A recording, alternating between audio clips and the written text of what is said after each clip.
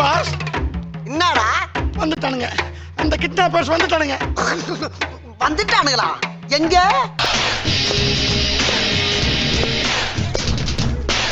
பேரை கேட்ட உடனே சும்மா அதறது இல்ல.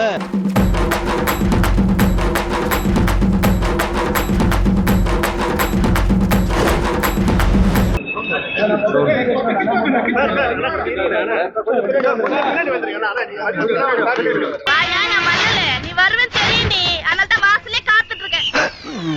வெயிட்டிங்கா? முதல்ல பார்த்த ஒரு 150-200 பேர்ல நானும் ஒருத்தன். ஓசியில சோறு போட்டா எங்க வேணாலும் கிளம்பிடுறதா?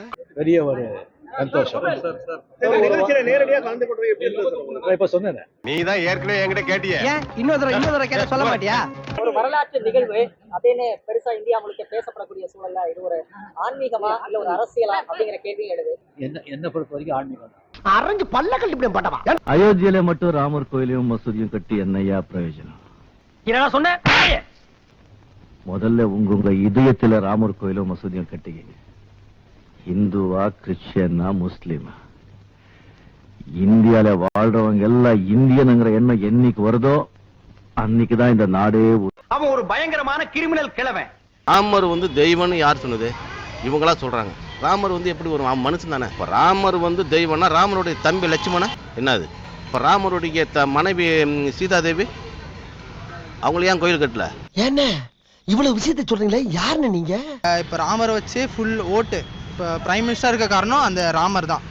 வருங்கால ஜனாதிபதி முருகேசு, வருங்கால ஜனாதிபதி முருகேசு, வருங்கால ஜனாதிபதி முருகேசு. 1000 கோடி செலவு பண்ணி நீ கோயில் கட்டுற. இந்த நாட்டில் எவ்வளோ பேர் படிச்சுட்டு வேலை வாய்ப்பு இல்லாமல் இருக்கிறான். ஒரு வேளை சாப்பிட்டா மறுவேளை சாப்பிட்றது வழி இல்லாமல் இருக்கிறான். அதை பற்றி ஒரு நாள் இந்த அரசு சிந்திச்சிருக்கா? நீ கேட்ட ஒவ்வொரு கேள்வி என்ன செருப்பால் அடிச்ச மாதிரி இருக்குடா. அம்மா தாயே அங்காள ஈஸ்வரி, உன்னை நம்பித்தாமா.